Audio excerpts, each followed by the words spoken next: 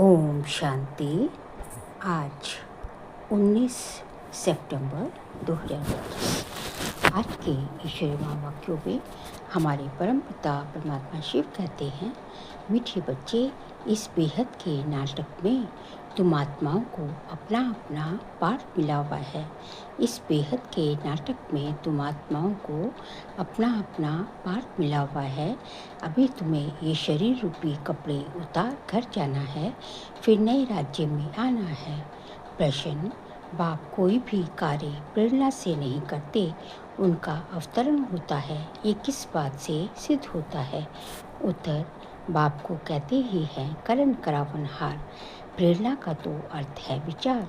प्रेरणा से कोई नई दुनिया की स्थापना नहीं होती है। बाप बच्चों से स्थापना कराते हैं। कर्मेंद्रियां बिगड़ तो कुछ भी करा नहीं सकते, इसलिए उन्हें शरीर का आधार लेना होता है। ओम शांति। रूहानी बच्चे रूहानी बाप के सामने बैठे हैं। गोया आत्माएं अपने बाप के सम्मुख बैठी हैं। आत्मा जरूर जिस्म के साथ ही बैठेगी। बाप भी जब शरीर लेते हैं तभी सम्मुख होते हैं। इसको ही कहा जाता है आत्मा परमात्मा अलग रहे बहुकाल। तुम बच्चे समझते हो ऊंचते ऊंच बाप को ही ईश्वर प्रभु परमात्मा भिन्न भिन्न नाम दिए हैं। परमात्मा कभी लौकिक बाप को नहीं कहा जाता है, सिर्फ परमपिता लिखा तो भी हर्जा नहीं। परमपिता अर्थात वह सभी का पिता है। एक बच्चे जानते हैं हम परमपिता के साथ बैठे हैं। परमपिता परमात्मा और हम आत्माएं शांति धाम के रहने वाले हैं। यहाँ पाठ बजाने आते हैं। सतयुग से लेकर कलयुग अंत तक पाठ बजाया है। ये हो गई नई रचना। रचता बाप ने समझाया है कि तुम बच्चों ने ऐसे पाठ बजाया है। आगे ये नहीं जानते थे कि हमने 84 जन्मों का चक्र लगाया है। अभी तुम बच्चों से ही बाप बात करते हैं जिन्होंने 84 का चक्र लगाया है। सब तो 84 जन्म ले नहीं सकते। ये समझाया है, ये समझाना है कि 84 का चक्र कैसे फिरता है। बाकी लाखों वर्ष की तो बात ही नहीं। बच्चे जानते हैं कि हम हर 5000 वर्ष बाद पाठ बजाने आते हैं। हम पाठधारी हैं। ऊंचते ऊंच भगवान का भी विचित्र पाठ है। ब्रह्मा और विष्णु का विचित्र पाठ नहीं कहेंगे। दोनों ही 84 का चक्र लगाते हैं। बाकी शंकर का पाठ इस दुनिया में तो है नहीं। त्रिमूर्ति में दिखाते हैं स्थापना, विनाश और पालना। चित्रों पर समझाना होता है। चित्र जो दिखाते हो उस पर समझाना है। संगम युग पर पुरानी दुनिया का विनाश तो होना ही है। प्रेरक अक्षर भी रॉन्ग है। जैसे कोई कहते हैं आज हमको बाहर जाने की प्रेरणा नहीं है। प्रेरणा यानी विचार। प्रेरणा का कोई और अर्थ नहीं है। परमात्मा कोई प्रेरणा से काम नहीं करता, ना प्रेरणा से ज्ञान मिल सकता है। बाप आते हैं इस पर इन कर्मेंद्रियों द्वारा पाठ बजाने। कर्म करण करावनहार है ना। कराएंगे बच्चों से। शरीर बिगड़ तो कर नहीं सके। इन बातों को कोई भी जानते नहीं, न ईश्वर बाप को ही जानते हैं। ऋषि मुनि आदि कहते थे हम ईश्वर को नहीं जानते, न आत्मा को, न परमात्मा बाप को। कोई में ज्ञान नहीं है। बाप है मुख्य, क्रिएटर, डायरेक्टर। डायरेक्शन भी देते हैं, श्रीमत देते हैं। मनुष्यों की बुद्धि में तो सर्वव्यापी का ज्ञान है। तुम समझते हो बाबा हमारा बाबा है। तुम समझते हो कि बाबा हमारा बाबा है। वो लोग सर्वव्यापी कह देते हैं तो बाप समझ ही नहीं सकते। तुम समझते हो ये बेहद के बाप की फैमिली है। सर्वव्यापी कहने से फैमिली की खुशबू नहीं रहती। उनको कहा ही जाता है निराकार शिव बाबा। निराकारी आत्माओं का बाबा। शरीर है सब। आत्मा बोलती है कि बाबा। बिगड़ शरीर तो आत्मा बोल न सके। भक्ति मार्ग में बुलाते हैं, समझते हैं वे बाबा दुख हरता सुख करता है। सुख मिलता है सुख धाम में, शांति मिलती है शांति धाम में। यहाँ है ही दुख। ये ज्ञान तुमको मिलता है संगम पर। पुराने और नए के बीच बाप आते हैं संगम पर। जब नई दुनिया की स्थापना और पुरानी दुनिया का विनाश होना है। पहले हमेशा कहना चाहिए कि नई दुनिया की स्थापना, पहले पुरानी दुनिया का विनाश कहना रॉन्ग हो जाता है। अभी तुमको बेहद के नाटक की नॉलेज मिलती है। जैसे वह नाटक में एक्टर्स आते हैं तो घर से साधारण कपड़े पहनकर अपने फिर नाटक में आकर पाठ कपड़े बदलते हैं। फिर नाटक पूरा हुआ तो वह कपड़े उतार कर घर चले जाते हैं। यहाँ तुम आत्माओं को घर से अशरीरी आना होता है। यहाँ आकर ये शरीर रूपी कपड़े पहनते हो। हर एक को अपना अपना पार्ट मिला हुआ है। ये है बेहद का नाटक। अभी ये बेहद की सारी दुनिया, सारी पुरानी दुनिया, अभी ये बेहद की सारी दुनिया पुरानी है। फिर होगी नई दुनिया, वह बहुत छोटी है, एक धर्म है। तुम बच्चों को इस पुरानी दुनिया से निकल फिर हद की दुनिया में, नई दुनिया में आना है, क्योंकि वहाँ है एक धर्म। अनेक धर्म, अनेक मनुष्य होने से बेहद हो जाती है। वहाँ तो एक ही धर्म, थोड़े मनुष्य, एक धर्म की स्थापना के लिए आना पड़ता है। तुम बच्चे इस बेहद के नाटक के राज को समझते हो कि चक्र कैसे फिरता है। इस समय जो कुछ प्रैक्टिकल में होता है उसका ही फिर भक्ति मार्ग में त्यौहार मनाते हैं। नंबरवार कौन कौन से त्यौहार हैं ये भी तुम बच्चे जानते हो। ऊँचते ऊँच भगवान शिव बाबा की जयंती कहेंगे। वह जब आए तब फिर और त्यौहार बने। शिव बाबा पहले पहले आकर गीता सुनाते हैं, अर्थात आदि मध्य अंत का ज्ञान सुनाते हैं। योग भी सिखाते हैं, साथ साथ तुमको पढ़ाते भी हैं। तो पहले पहले बाप आया, शिव जयंती हुई, फिर कहेंगे गीता जयंती। पहले पहले आत्माओं को ज्ञान सुनाते हैं तो गीता जयंती हो गई। तुम बच्चे विचार कर त्योहारों को नंबरवार लिखो। इन बातों को समझे कि भी अपने धर्म के हर एक को अपना धर्म प्यारा लगता है, दूसरे धर्म वालों की बात ही नहीं, बल्कि इसको दुख दूसरा धर्म प्यारा हो भी परंतु उसमें आ न सके। स्वर्ग में और धर्म वाले थोड़े आ सकते हैं। झाड़ में बिल्कुल साफ है। जो धर्म जिस समय आते हैं फिर उस समय आएंगे। पहले बाप आते हैं, वही आकर राजयोग सिखलाते हैं तो कहेंगे शिव जयंती, सो फिर गीता जयंती, फिर नारायण जयंती। वह तो हो जाता सत्युग, सो वो भी लिखना पड़े नंबरवार। ये ज्ञान की बातें हैं। शिव जयंती कब हुई ये भी पता नहीं है। ज्ञान सुनाया जिसको गीता कहा जाता है, फिर विनाश भी होता है। जगदम्बा आदि की जयंती का कोई हॉलीडे नहीं है। मनुष्य किसी की भी तिथि तारीख आदि को बिल्कुल नहीं जानते हैं। लक्ष्मी नारायण राम सीता के राज्य को ही नहीं जानते। 2500 वर्ष में जो आते हैं उनको जानते हैं, परंतु उनसे पहले जो आदि सनातन देवी देवता धर्म के थे उनको कितना समय हुआ कुछ नहीं जानते। द्वापर से सब जो है, सबकी जो है लेखा जोखा है, लेकिन द्वापर से पहले का कुछ पता नहीं। 5000 वर्ष से बड़ा कल्प हो न सके। आधा तरफ तो ढेर संख्या आ गई, बाकी आधा कल्प, आधा में तो इनका राज्य है। फिर ज़्यादा वर्षों का कल्प हो कैसे सकता? 84 लाख जन्म भी नहीं हो सकते। जो लोग समझते हैं कलयुग की आयु लाखों वर्ष है, मनुष्यों को कलयुग की आयु लाखों वर्ष है, वो लोग समझते हैं कि कलयुग की आयु अभी लाखों वर्ष है। मनुष्यों को अंधियारे में डाल दिया है। कहा सारा ड्रामा 5000 वर्ष का, कहाँ फिर कलयुग के लिए कहते हैं कि अभी 40,000 वर्ष शेष है। जब लड़ाई लगती है तो समझते हैं भगवान को आना चाहिए, लेकिन भगवान को तो आना है संगम पर। महाभारत की लड़ाई तो लगती ही है संगम पर। बाप कहते हैं मैं भी कल्प संगम युगे आता हूँ। बाप आएंगे, नई दुनिया की स्थापना, पुरानी दुनिया का विनाश जरूर होगा। इसके लिए ये लड़ाई है। इसमें शंकर के प्रेरणा आदि की कोई बात नहीं। अंडरस्टूड, पुरानी दुनिया खलास अंडरस्टूड। पुरानी दुनिया खलास हो जाएगी, मकान आदि तो अर्थक्वेक में सब खलास हो जाएंगे, क्योंकि नई दुनिया चाहिए। नई दुनिया भी जरूर होनी है। दिल्ली परिस्थान थी, जमुना का कंठा था, लक्ष्मी नारायण का राज्य था।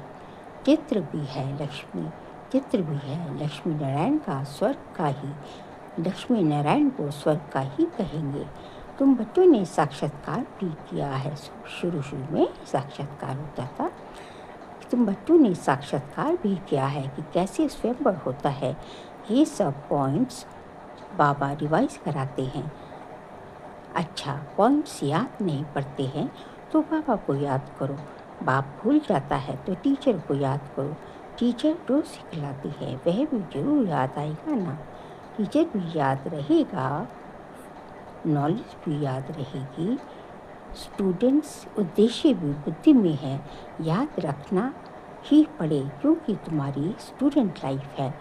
ये भी जानते हो जो हमको पढ़ाते हैं वह हमारा बाप भी है। लौकिक बाप कोई गुम नहीं हो जाता। लौकिक पारलौकिक और फिर ये अलौकिक बाप है, इनको कोई याद नहीं करते।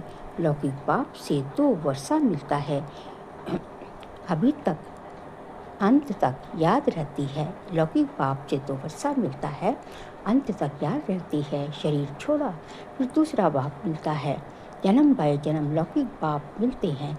पारलौकिक बाप कोई भी दुख व सुख में, पारलौकिक बाप को भी दुख व सुख में याद करते हैं। बच्चा मिला तो कहेंगे ईश्वर ने बच्चा दिया, बाकी प्रजापिता ब्रह्मा को कभी भी क्यों याद करेंगे। इनसे कुछ मिलता थोड़ी है, इनको अलौकिक कहा जाता है। तुम जानते हो हम ब्रह्मा द्वारा शिव बाबा से वर्षा ले रहे हैं। जैसे ये पढ़ाते हैं, जैसे हम पढ़ाते हैं, वह ये रथ भी निमित्त बना हुआ है। बहुत जन्मों के अंत में इनका शरीर ही रथ बना है। रथ का नाम तो रखना पड़े ना। ये है बेहद का संन्यास। रथ कायम ही रहता है, बाकी का ठिकाना नहीं है। चलते चलते फिर भागंती हो जाते हैं। ये रथ तो मुकर्रर है, ड्रामानुसार इनको कहा जाता है भाग्यशाली रथ। तुम जानते हो, तुम सबको भाग्यशाली तो रथ तो नहीं कह सकते। भाग्यशाली रथ एक माना जाता है जिसमें बाप आकर ज्ञान देते हैं, स्थापना का काम कराते हैं। तुम भाग्यशाली रथ नहीं ठहरे, तुम्हारी आत्मा इस रथ में बैठ पड़ती है। आत्मा पवित्र बन जाती, इसलिए बलिहारी इस तन की है जो इसमें बैठ पड़ाते हैं। ये अंतिम जन्म बहुत वैल्यूबल है। फिर शरीर बदल हम देवता बन जाएंगे। इस पुराने शरीर द्वारा ही तुम शिक्षा पाते हो, शिव बाबा के बनते हो। तुम जानते हो हमारी पहली जीवन वर्थ नॉट ए पैनी थी, अब पाउंड बन रहे हो। जितना पढ़ेंगे उतना ऊंच पद पाते जाएंगे। बाप ने समझाया है याद की यात्रा है मुख्य। इसको ही भारत का प्राचीन युग कहा जाता है। फिर है पढ़ाई पर मदार। तुम बेहद के स्कूल में बैठे हो, तुम ही फिर देवता बनेंगे। तुम समझ सकते हो ऊंच पद कौन पा सकते हैं, उनकी क्वालिफिकेशन क्या होनी चाहिए। पढ़ाई पहले हमारी में भी क्वालिफिकेशन नहीं थी, आसुरी मत पे थे, अब ईश्वरीय मत मिलती है।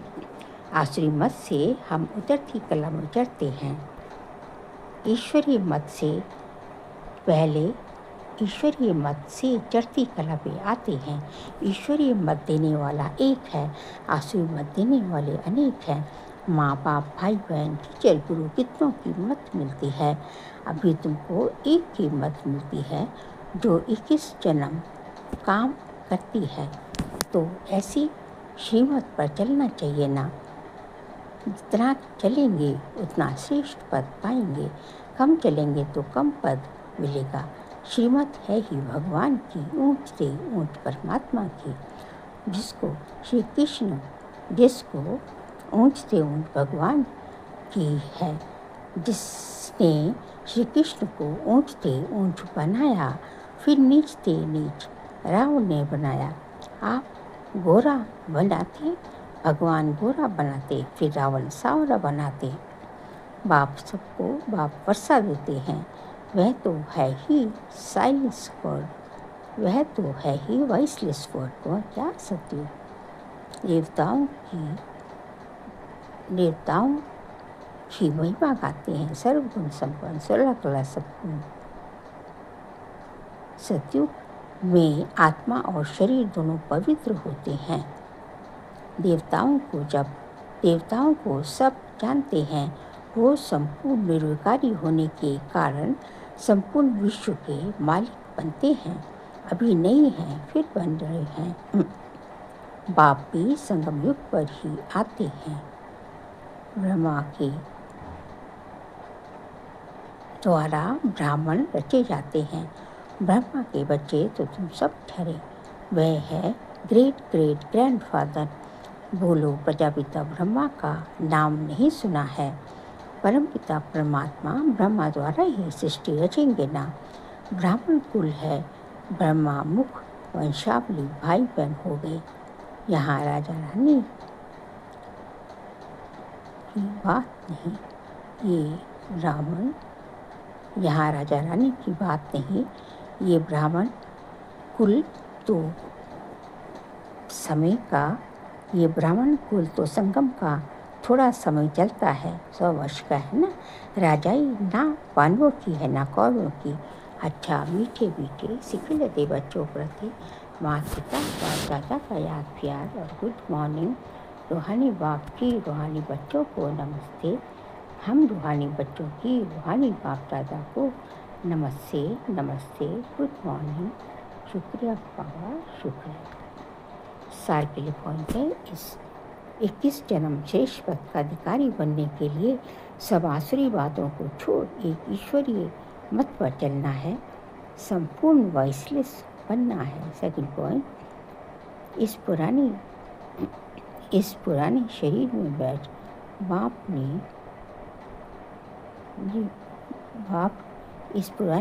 में बैठ बाप की शिक्षाओं को धारण कर देवता बनना है। ये है बहुत वैल्यूबल जीवन, इसमें वर्थ पाउंड बनना है। आज का बाबा का वरदान है, सर्व आत्माओं को यथार्थ अविनाशी सहारा देने वाले आधार उद्धार मूर्त भव। सर्व आत्माओं को यथार्थ अविनाशी सहारा देने वाले आधार उद्धार मूर्त भव। वर्तमान समय विश्व के चारों ओर कोई ना कोई हलचल है। कहाँ मन के अनेक टेंशन की हलचल, कहाँ प्रकृति के तमो प्रधान वायुमंडल के कारण हलचल है। अल्पकाल के साधन सर्व को चिंता की चिता पर ले जा रहे हैं, इसलिए अल्पकाल के आधार से, प्राप्तियों से, विधियों से थक कर वास्तविक सहारा ढूंढ रहे हैं। तो आप आधार उद्धार मूर्त आत्माएं, उन्हें श्रेष्ठ अविनाशी प्राप्तियों की यथार्थ वास्तविक शक्तिशाली अविनाशी सहारे की अनुभूति कराओ। स्लोगन है, समय अमूल्य खजाना है, इसलिए इसे नष्ट करने के बजाय फौरन निर्णय कर सफल करो। अमूल्य खजाना है, इसलिए इसे नष्ट करने के बजाय फौरन निर्णय कर सफल करो। और फौरन सफल करो। फिर जो है सितंबर मास का व्यक्तिशाली का सब्जेक्ट है, अब लगन की अग्नि को प्रज्वलित कर योग को ज्वाला रूप बनाओ। आज का पॉइंट है, जैसे सूर्य की किरणें फैलती हैं वैसे ही मास्टर सर्वशक्तिवान की स्टेज पर शक्तियाँ व विशेषताओं रूपी किरणें चारों ओर फैलती अनुभव करें। इसके लिए मैं मास्टर सर्वशक्तिवान विघ्न विनाशक आत्मा हूँ। इस सम्मान की स्मृति की सीट पर स्थित होकर कार्य करो तो विघ्न सामने तक भी नहीं आएंगे। क्या करना है कि मैं मास्टर सर्वशक्तिवान हूँ, विघ्न विनाशक हूँ, निर्विघ्न आता हूँ। इस समान किसी पर के सारे कार्य करेंगे तो विघ्न सामने भी कहते हैं, विघ्न आने तो दूर केवल दस्तक देने भी नहीं आएंगे। अच्छा, ओम शांति।